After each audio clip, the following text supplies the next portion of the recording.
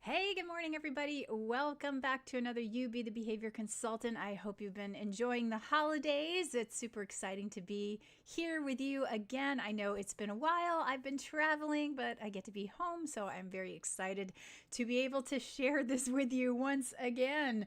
I'm just listening for my voice. There I am. Awesome.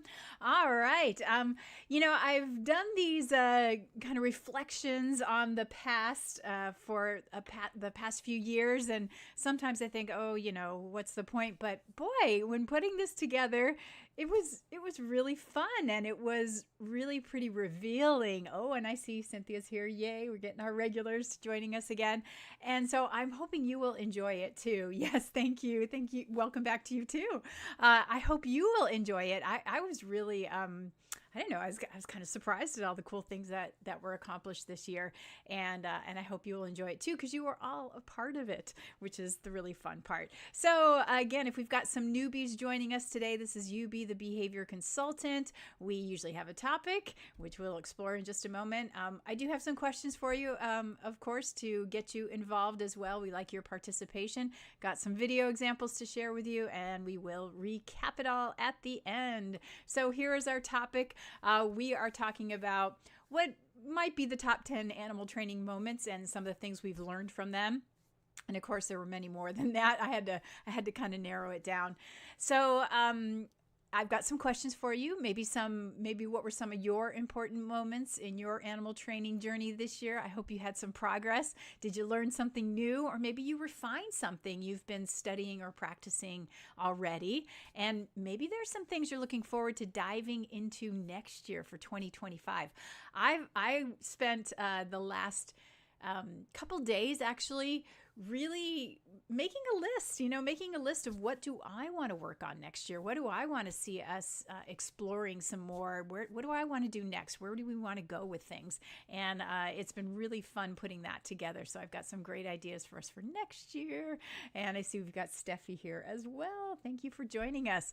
So let's jump into it. And again, feel free to drop some comments in the chat at any time.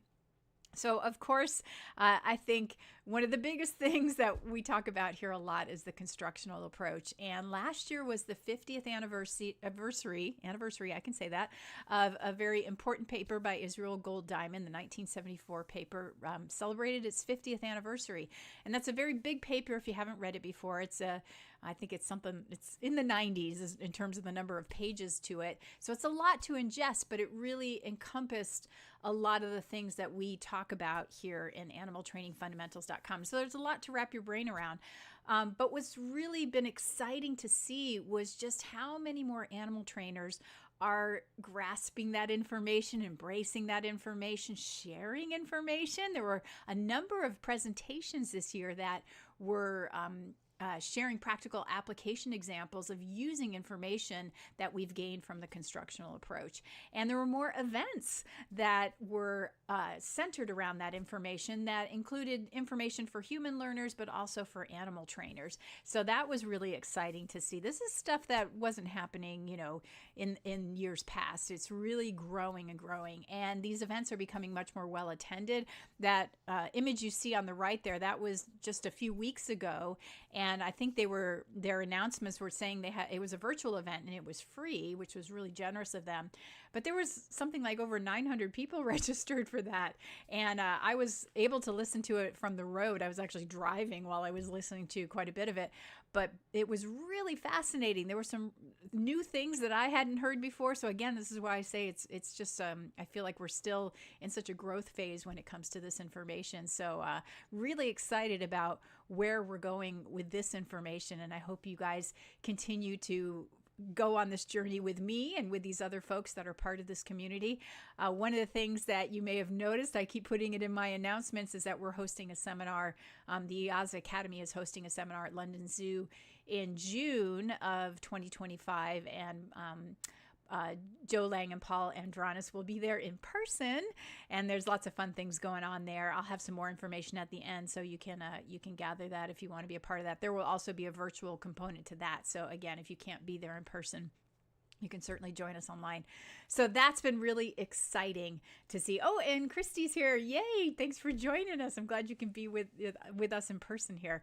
So that's been really exciting in my opinion. And I think we're just going to see more growth in that direction. So along those lines, we also saw more information being spread on the degrees of freedom model. And again, this might be some new words for folks. Don't worry, we've got information on that if you're looking to explore that some more.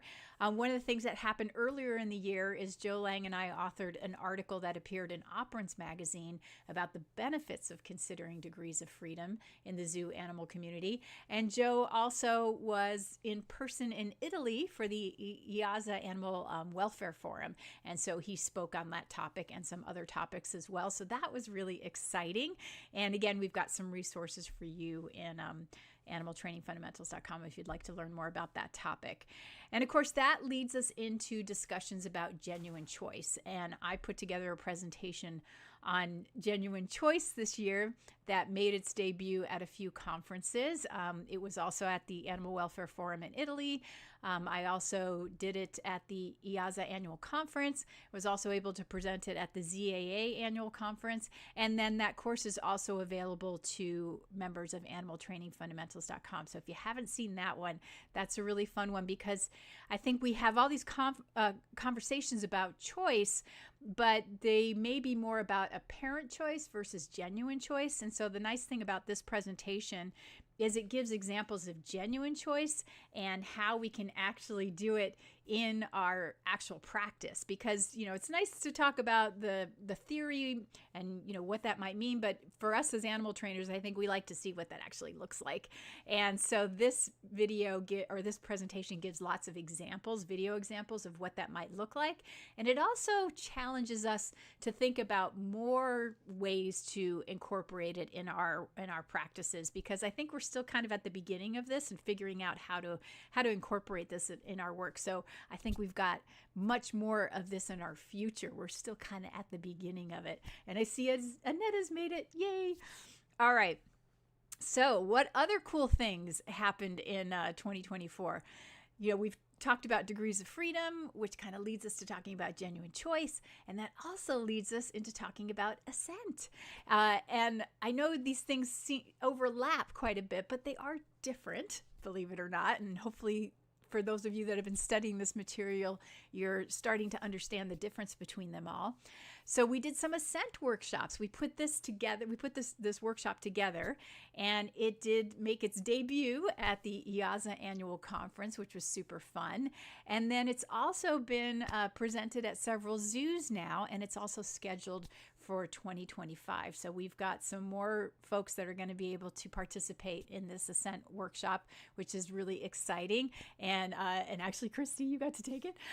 So that's pretty cool. And Annette also presented it at Copenhagen Zoo. So it's been translated into other languages. So we're super excited about that.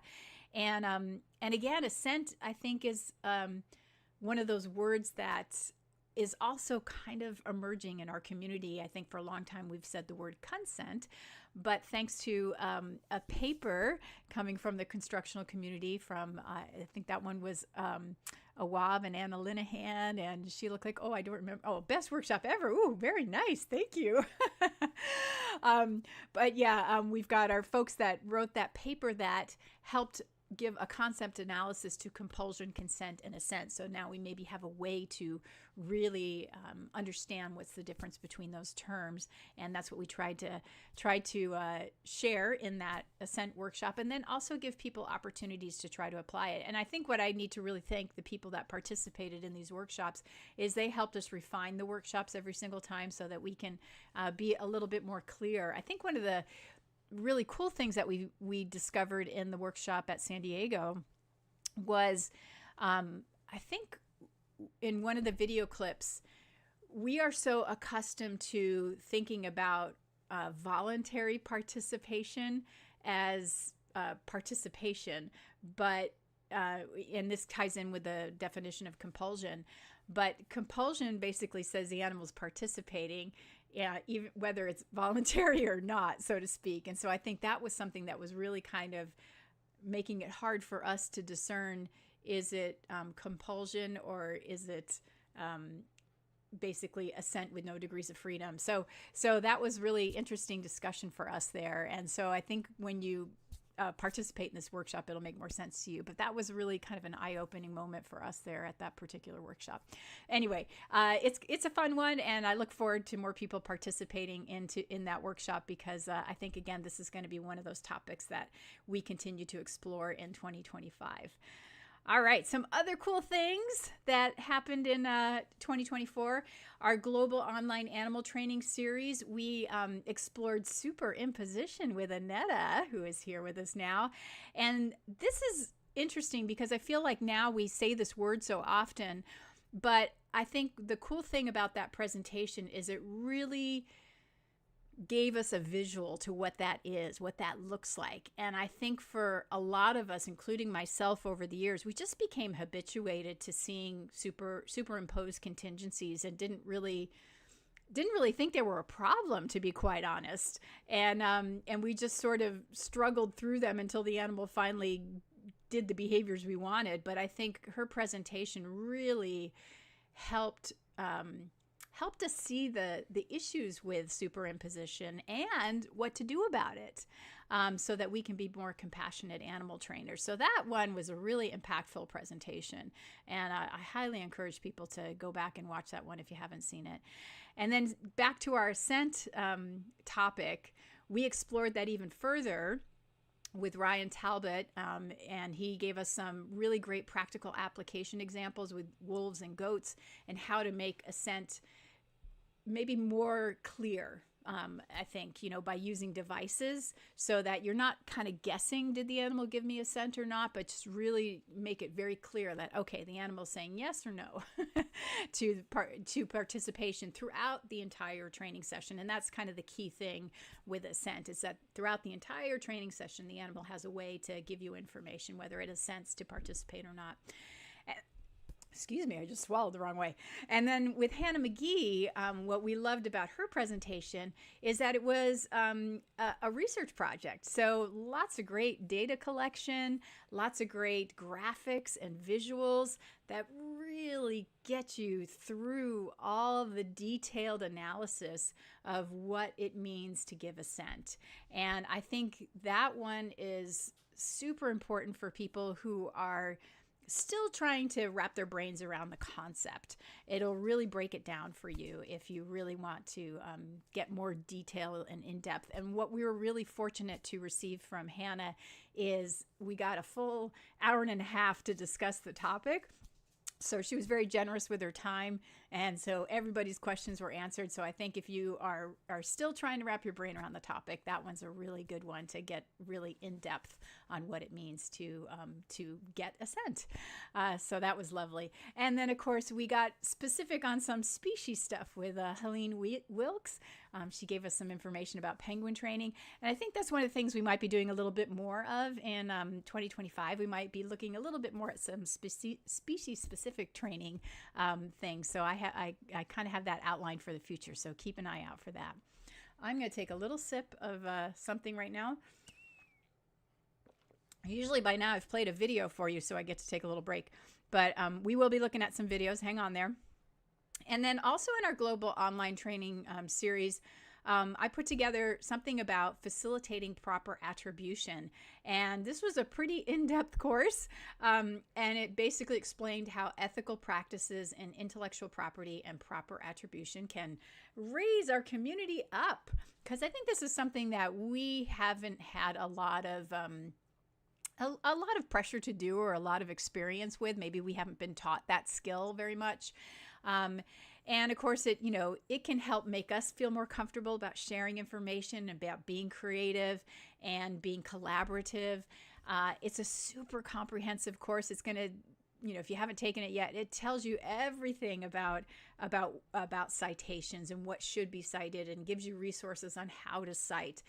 I tried to make it as freely available as possible because I think it really helps our industry, and I really just want people to know how to do it, why it's good for us, and what should be cited, which is pretty much everything. Even if it's a Facebook post, you can cite it. So that way we're really helping each other instead of putting each other in positions where, people are feeling like, whoa, wait a minute, whose idea was that? Or it doesn't matter, because it does matter for a lot of reasons, not just for being nice, but because then we have all sorts of historical records of where this information came from. We're not repeating mistakes. And again, all that's in the course. So I don't want to just repeat what's in the course. I also made it a podcast version. It's on, so that you can listen to it if you don't want to watch the videos. Just trying to make it as easy as possible for people to do proper attribution. So again, I highly encourage people to go back and revisit that one or check it out. You can go to atfgoats.com and access that one pretty easily. All right. So now let's get into some of our successes. Here we go. So let's talk about successful interventions. So now going back to all those things that we were talking about with the constructional approach, I feel like for me personally, and I hope for you guys as well, that all that information has really led to a lot of really fantastic interventions or achieving of behavior goals or maintaining of behavior goals. And I think when I reflect back on some of the training that I've done over the years, I feel like that information has really improved what I'm able to offer my clients. And so I thought we'd take a look at some of those video examples and kind of see where we started and where we are now, or maybe some behaviors that have been maintained over the years that are doing really well. And so let's look at some of those. So I thought what I'd show you first is, you may recall in the past, I've showed you some donkeys and a cow that were stationing as an example of degrees of freedom. And I was just at that facility again recently, and kind of now where they're at is these donkeys and the cow is better. These donkeys now, they go to their stations and they wait for the keeper to come and deliver the reinforcers. And the cow also goes to the station, where before she didn't go to the station so much. And again, the keeper can go in there and put food in other places, and the animals can go to, something like 6 different places to get the reinforcers. But I'm just going to show you the beginning of this to kind of show you the animals now waiting at their stations, which I think is kind of cool to see where they're at now. Mark, station. No. Nobody's waiting at theirs. Oh, nice.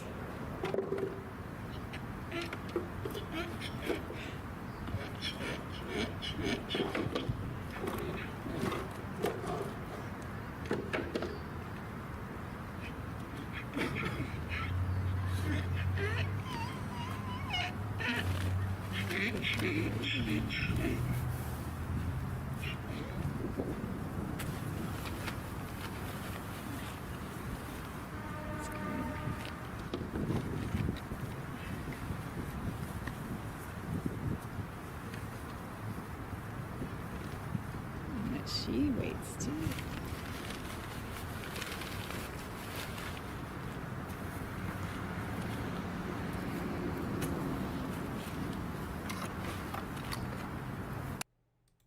So he's just going to go place more food in more places now. But as you may recall, in the past, before all that training, they used to all kind of fight whenever he would go in there with the food and try and place it in different places. So that one is pretty fun. Another one I'm going to show you is a lemur getting injection of birth control that she gets every 45 days.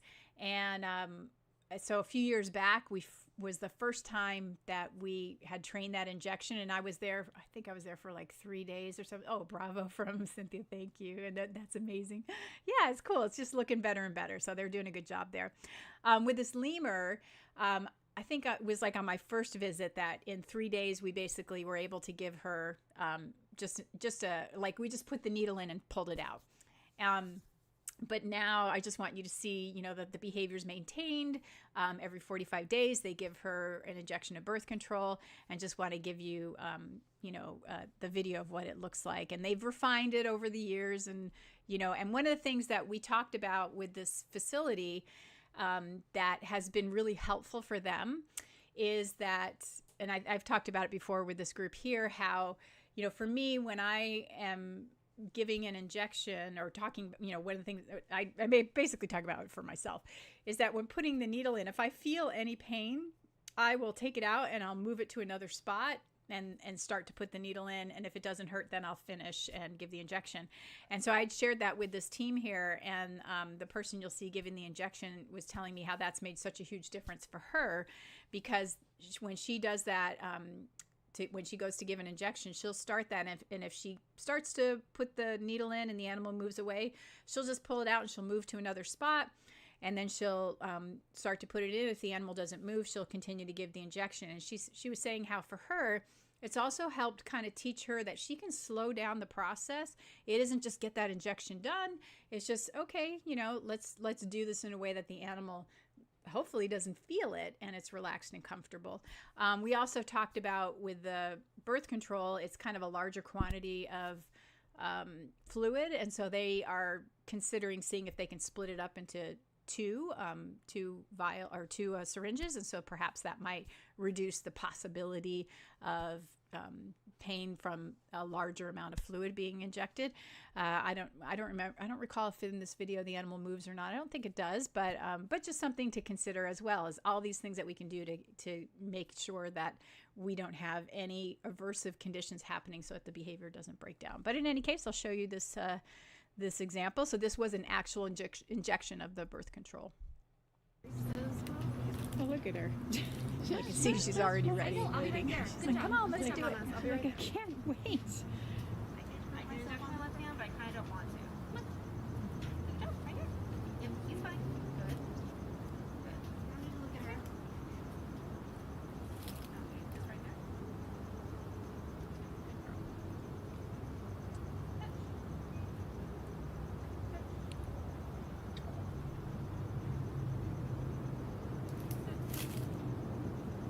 That is a cold, right? Cold blueberry.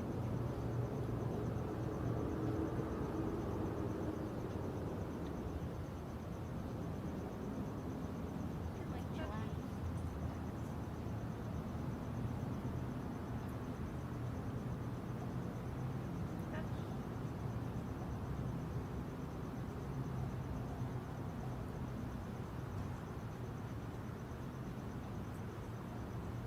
This one broke out. You still want it? Yeah. Good girl. Good job. Sorry about that. I know. I was trying to get a good spot, but it was not working. Touch.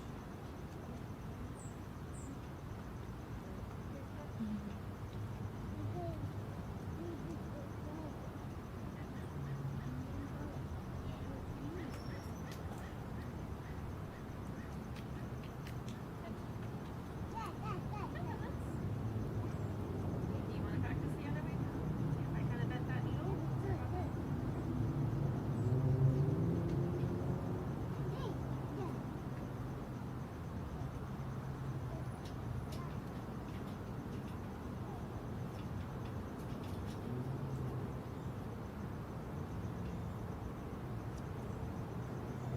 Sorry, you're right. I should not have that in my hand.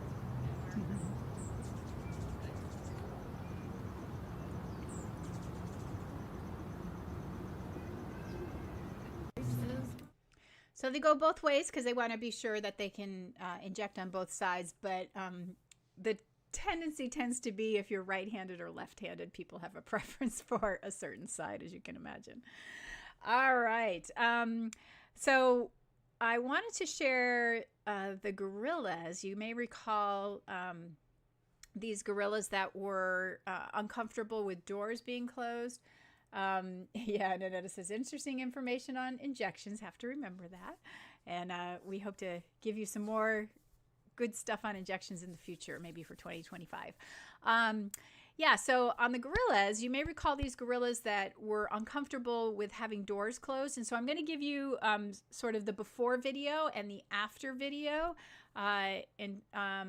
And Chris says, I like how she continued to touch with her hand after the actual injection. Yeah, they do that with all their animals there. They have some others that need insulin, so they get insulin injections every day, and they do the same thing. They don't just do the injection and then they're done. They do more touching and giving food after. So that is definitely a part of their practice on that procedure. That kept the berries coming. Yeah, for sure. Yeah, they pretty much always do, just like you saw with that lemur, where they're like going into the chute and waiting, and the chute is always there. It's always part of their enclosure, so they have that set up for several of their animals. So yeah. All right. So on the gorillas, like I said, you're going to see a before and after. So all of the animals in that habitat were uncomfortable with the doors closing when they were inside. So you're going to see sort of the before, and then you'll see the after, where they've all become, one of them or two of them are completely fine with the door closing, and then there's two that are still in the training process at the time that the video is taken, but you'll see that they've made pretty good progress, and by now they might all four be fine, because it's been a few months since this video was taken, but yeah, so you'll see some progress being made there.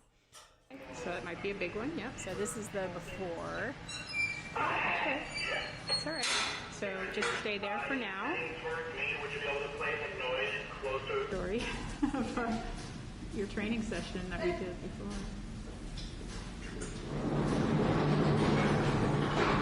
Good boy. Love it. It just gives an end to our session from before, to show that it is a trained behavior, and you can do it at other places now. Awesome, I love it. Great. Sorry, people look ready.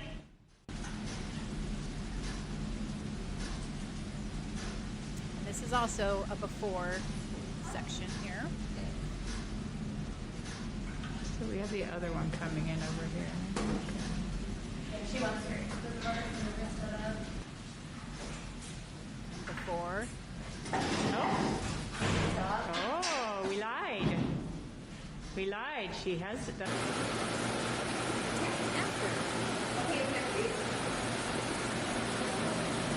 the one on the bench doesn't care at all.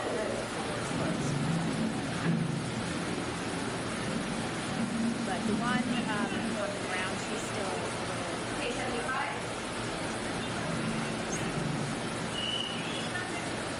Good, Melvin.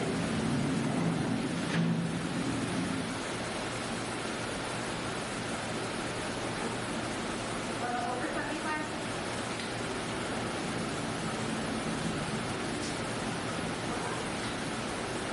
Go ahead and get us to Melvin. Yeah, it's out there. All right.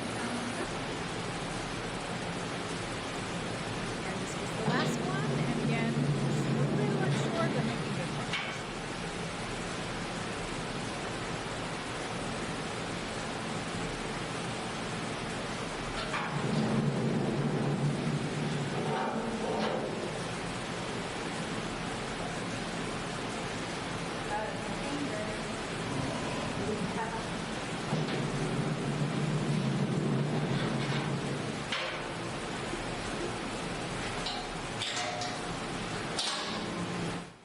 So it might be a big. So quite a big difference from where we started with those guys. But again, I would attribute all that to what we learned from the constructional approach, and essentially using degrees of freedom, a negative reinforcement procedure, the functional reinforcer, identifying what the critical consequences, all those things that we learned from that. All right, let's see, what else do we have? So again, I did share a kind of a condensed version of this on social media, and it's one that might be familiar to you, but I think it's worth revisiting if you didn't see it, just because it was, again, a story worth revisiting. So you may recall this bear had she'd been trained for many medical procedures or behaviors that she did on her habitat for like a daily public demonstration. But when she was in the back area, she wasn't so comfortable doing that, especially if there were more people around, because of a veterinary procedure that had been done back there. And so you'll see in the beginning of the video, the same three people standing in that back area talking would cause her to do some behaviors like jaw popping and paw slapping. And so we did a negative reinforcement procedure, or the approaching and retreating. We started with me because I was unfamiliar to her. If one of her keepers was back there by themselves with her, she was fine. And then we gradually added a second person. And we were able to shape some calm responses by removing a person, and we were able to switch to positive reinforcement in one session. And so I was just there recently, and what was really cool is they're now working on, she's an older animal, and so they want to work on training her to be comfortable with some cold laser treatment. And so we want to do that in the back area, and she was absolutely comfortable with the same three people that you'll see in the beginning of the video, standing back there, talking, moving around, and talking about how we're going to get her into a good position to do the cold laser treatment in the back ear. So it was really cool to see that, you know, from where we started to now she can hang out there with the three of us back there talking and planning how we're gonna work on getting the cold laser close to the body parts that we need to do in a safe way. So this is a longer video, but I wanted you to see kind of where we started, the shaping process to get her comfortable with people close to her, and then where she is just a couple weeks ago.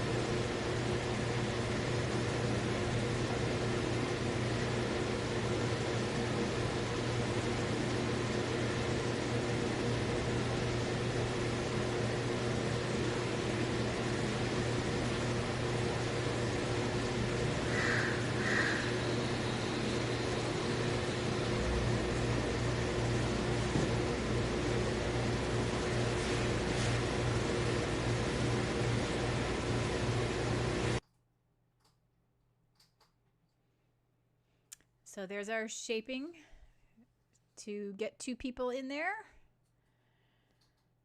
And there's lots of different behaviors that are working, so there are degrees of freedom.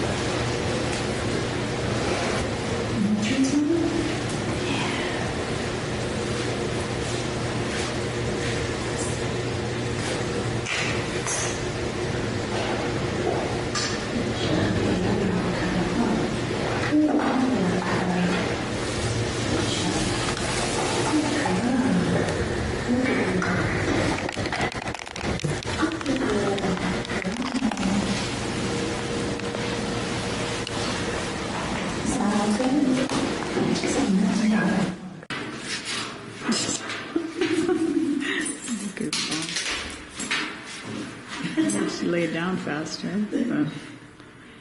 Well, okay, here's a thought. Doesn't she line up with a log out there? Yes. Can you put a log in here and have her line up on which side you want? Yeah. without having to use the squeeze. Uh-huh. I'm thinking even one of those square, those big for recycling bins. Right? The green, like the green ones?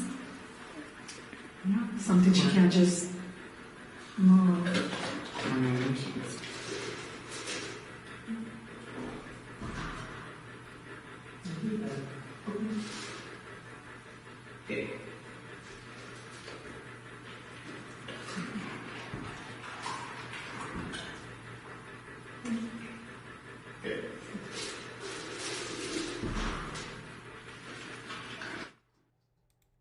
So it was really nice to just be able to stand there and casually talk and plan out what we needed to do to help train for the cold laser and have her just be like, I don't care.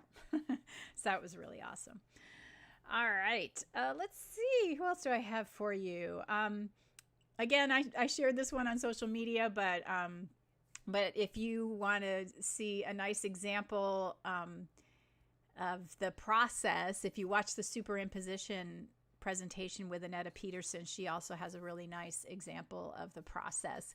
But this Camel at one of my recent consultations was showing a fear response to getting onto a scale, and she would go really far and then lean, and then not put her back feet on there. And at some of the discussions that were being had at the facility was that maybe they needed to make a ramp to help her get all the way on there.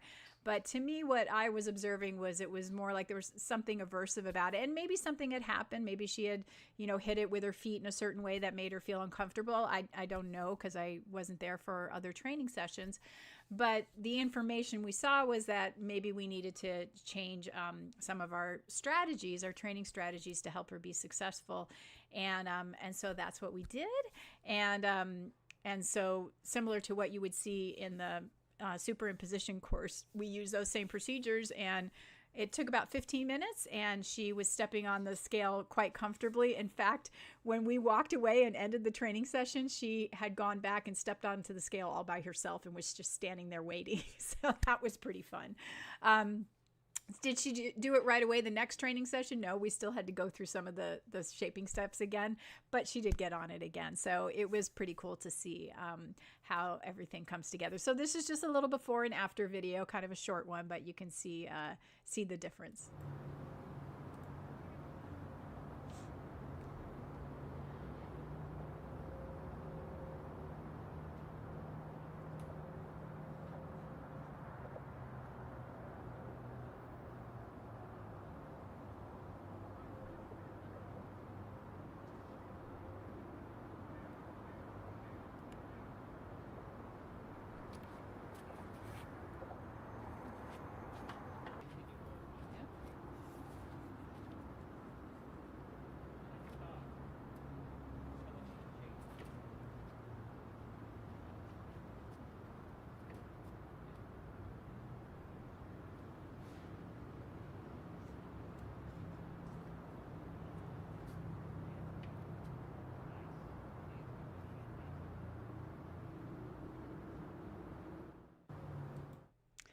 And I think, some of the things to point out, there were other things we noticed in that training session, like she really oriented towards the person, even though she is target trained.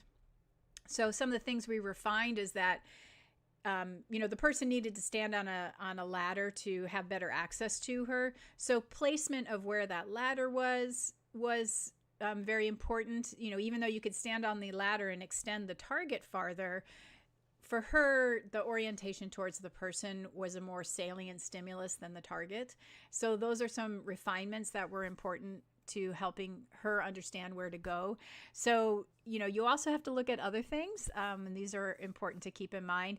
And even though she had done the behavior very well on their first day of training it, and even though the second day she didn't do it right away, what that tells us is about the reinforcement history, right? So just because you get it in one training session doesn't mean the behavior's permanent, right? You still have to always be thinking about building reinforcement history and how much reinforcement history there was, for the other behavior. It doesn't mean that we're totally there yet. So, every day is a training session, right? Every day you're observing the behavior and collecting information, and it helps you refine what you're doing. So that kind of leads me into my next video with the macaw.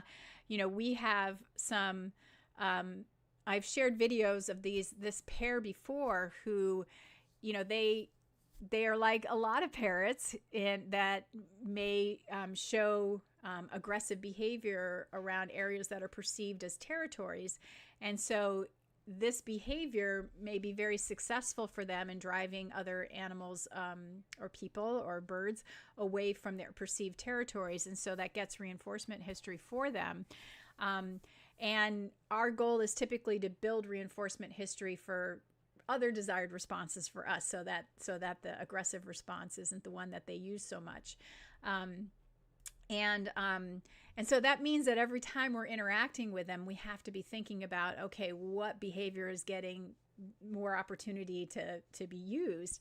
So that means, kind of constantly paying attention, constantly adjusting what we're doing.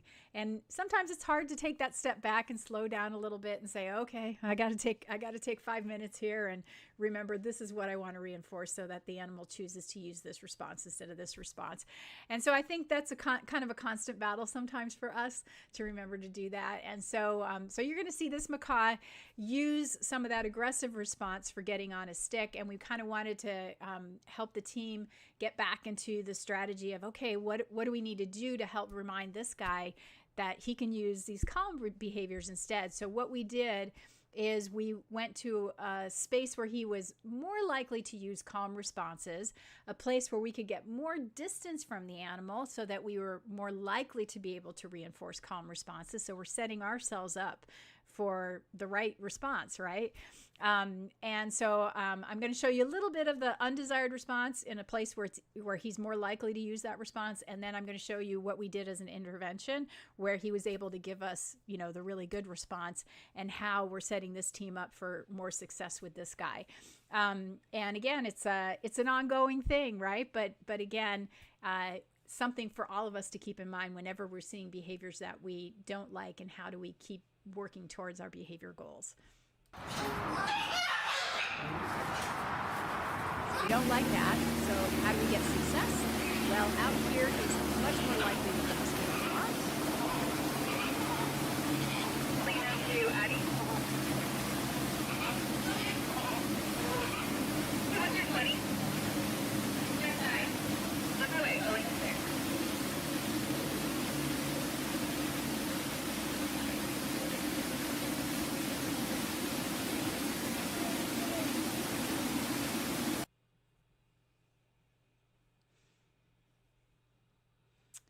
And of course, sped up so you don't have to watch all the tiny approximations.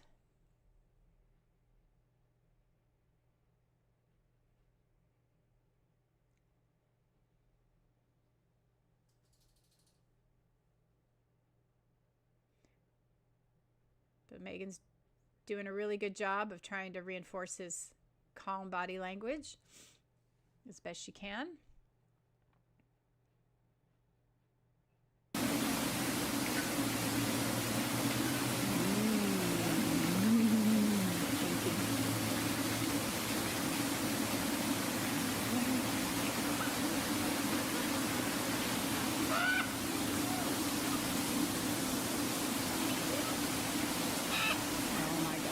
Beautiful. That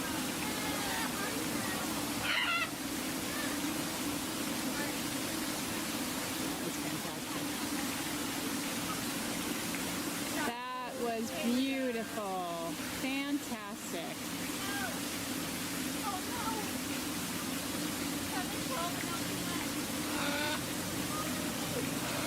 Just remember the distance was reinforcing. Excellent. Yeah, so it's it's an ongoing thing, isn't it? but pretty fun to see how we make it happen. All right, so those were just a few success stories, but I feel like I could put many of them in here because I feel like all this information has been super helpful to me and the work that I'm trying to apply. And hopefully I'll have just more to keep sharing with you throughout the year. All right, so let's move on to something else that I think was really important. I think we added some really cool courses that fostered your critical thinking skills. And I put some hearts next to the ones that were my favorites. And I think one of my absolute favorites was the Guide to Sorting Journal Article Gems from Junk. And I refer to that one a lot because I think I use a lot of the information that I learned from putting that one together and researching it. So now I think I'm a better critical thinker when I read journal articles. I do check those references, and I do see is what the person using as a reference is what they're saying actually in that article. Like sometimes I see references and I'm like, what they're saying that article says is not what that article actually says, things like that, so I've turned into quite the critical thinker when I read journal articles. Also, the pitfalls of making training too simplistic. That was another one of my favorites. But then we also had ones like embracing the self-correcting scientific process, assessing your scientific approach to animal training, from confusion to clarity, choosing trustworthy sources for animal training, and leveling up your animal training lingo. So those are just a few of the critical thinking skills ones. Of course, we had many other courses that I'll kind of summarize for us at the end here.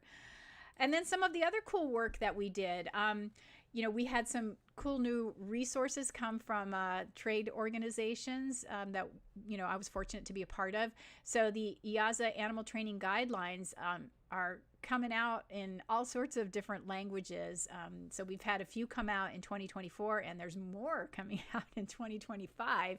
So if you have colleagues that are looking for a really good resource in other languages, I highly recommend going to the IAZA IAZA website and look for the best practice guidelines, and you'll find those there. And then ZAA has been producing animal training guidelines, suggested animal training guidelines, and the white rhino training guidelines came out, and we've got some more on the horizon there. And then both of those organizations put out some articles on negative reinforcement that are pretty easy to digest for people just getting introduced to that topic. And then, of course, workshops galore from those organizations. And I do have a nice little video that we put together from the IAZA Animal Training Working Group and workshop that we taught at the annual conference. So this is a fun one to watch. That one. Oh, finally he came over here. Yes, we trained fish. And a bunch of them have learned how to do it. Yeah, very good. You post on the place. Yes. Not from the Black and orange got it. Yeah. Yeah, look at that one, the white one. Yes. Yes. It's about our, that's a good one. Got that. So this was nice and controlled and measured, and they were really confident because it's they didn't have that. Oh, look at that, turned around, came back. Nice. Okay.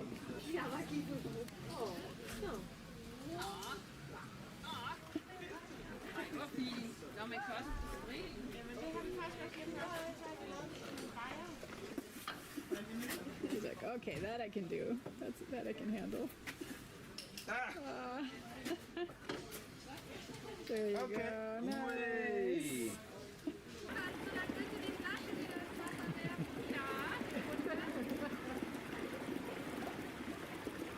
Alter. So, jetzt sehen Sie, können wir auch die Klappen öffnen, um die hinteren Pfoten komplett herauszunehmen. Die hinteren Pfoten sind ein echtes Problem, dann wäre es natürlich ein leichtes für ihn. Unsere Hand zieht auch in der Regel schnell mit, wenn das hier einen schlechten Tag hat. So, was Sie jetzt noch sehen, die Mine und genau, macht er einfach mit, er kennt das Ganze. That one. Oh, fine. All right. And then how about building skills and competency? So you all know that I have this credentialing program in animaltrainingfundamentals.com, and it has been building momentum, I'm so happy to say, because it just debuted last year. And I'm really happy that a number of zoos are using it to guide staff professional development. So it is becoming a part of their, I don't, for some of them, it's like part of their I don't want to say, not necessarily part of their evaluation, but it's required, for their staff to take the credentialing program. But it is intended to be evergreen, like an evergreen resource, so that you can revisit whenever you need to sort of keep your knowledge and skills sharp.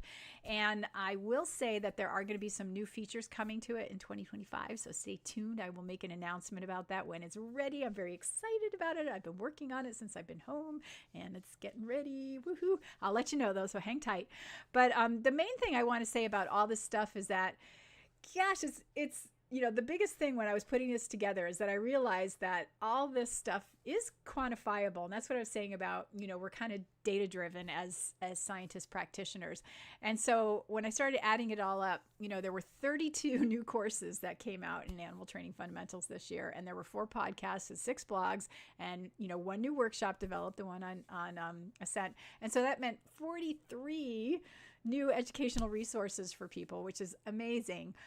There were about 700 badges awarded for courses completed, which, that doesn't count for the ones that people that didn't submit badges. So that's pretty amazing.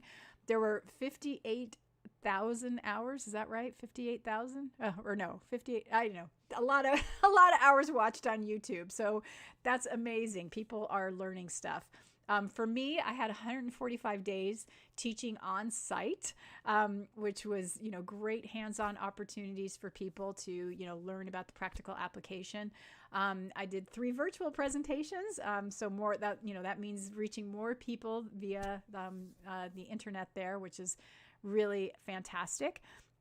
And then 9 in-person conference presentations. So, more time to connect with you all in real life, which I super appreciate the opportunity to get to network with you all and get to talk to you in person and find out what's going on with you in the world of animal behavior and training. So it's amazing how much was accomplished. That's the thing that blew me away when I was putting this together. I was like, oh my gosh, we really have done a lot in 2024. And it makes me super excited for what's going to happen in 2025, especially, like I said, when I sat down and wrote down a list of what I hope we can accomplish next year.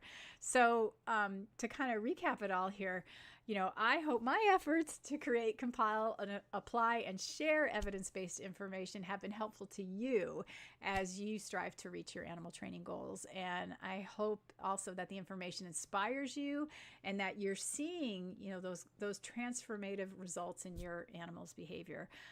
As you probably already know, the content here covers a variety of areas, including behavioral science, practical application, program development, and critical thinking. I think that's really important for us.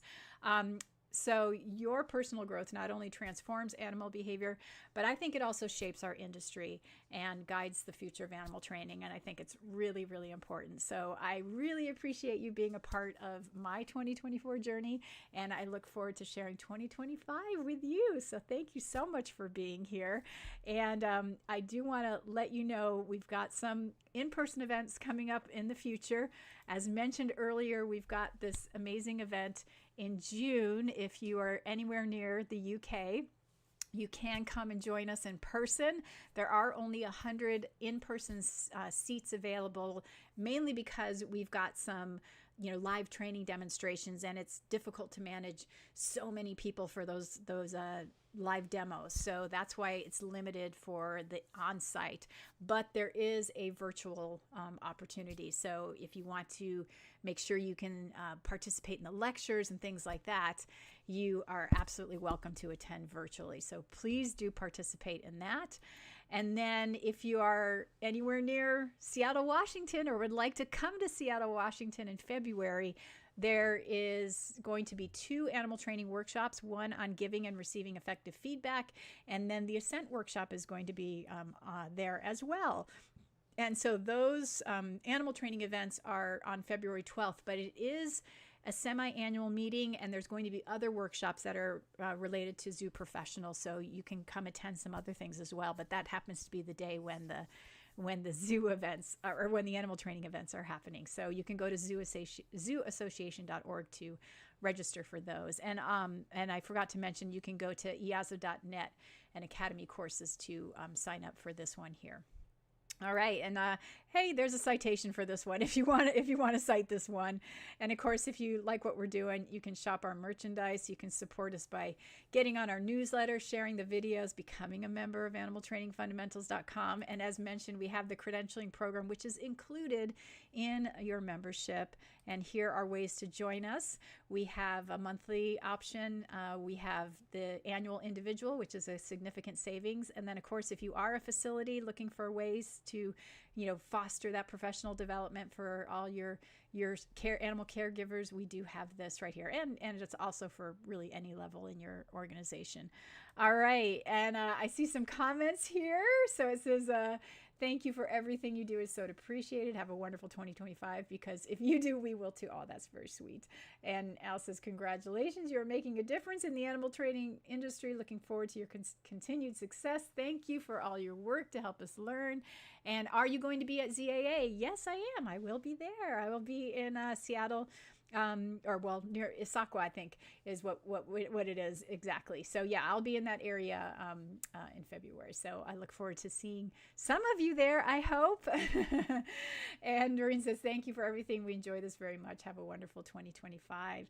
Yes, you all as well. And I'm hoping I'm going to see some of you in person in 2025 and in some of these various events. I do have some on the calendar and intend to be there if I can, and hope to connect with you. Oh, great. Chris says she's going to see me there in Issaquah. That would be awesome. I would love to see you in person and catch up in person. Yeah, I know the virtual stuff is amazing. We do get to reach a lot of people, but there is something for getting to catch up with people in person, isn't there? We still are social beings, right? And connecting in person is pretty nice, I got to admit. All right. Well, I hope you all had really good holidays or enjoying a break. I think, things are going to pick up next week even more, right? As we get back to our regularly scheduled work weeks out there. So, I hope you get a few more days off to relax and enjoy your time maybe away from regularly scheduled programming. And the question, are you going to be in London for IAZA too? Yes, I will be in London for sure. I will definitely be there for that one. Hey, I encourage you all, if you get a chance to hang out with Joe Lang and Paul Andronis in person, you should go for it. They have amazing stories to tell. Every time I listen to them and get to be around them, I learn more and more and more.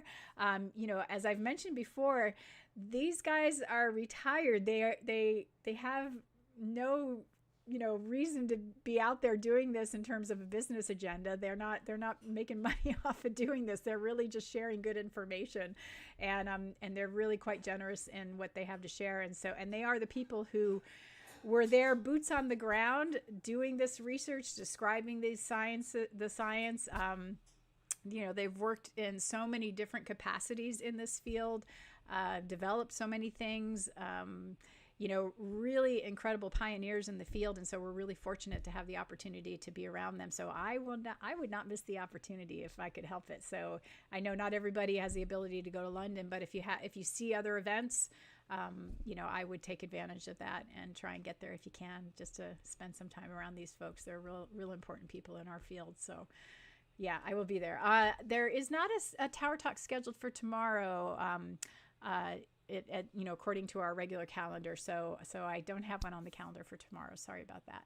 And let's see, looking forward to more great stuff in 2025. Great wrap up on the training from 2024. See you in London from Annetta. So Annetta will be there too, if you all have enjoyed the things you've learned from Annetta. So I encourage you to get there. All right, folks, I think that takes us to the end. And I'm going to let y'all go and enjoy the rest of your day. And we'll look forward to seeing you next week. We should be here next week with a new topic to kick off 2025.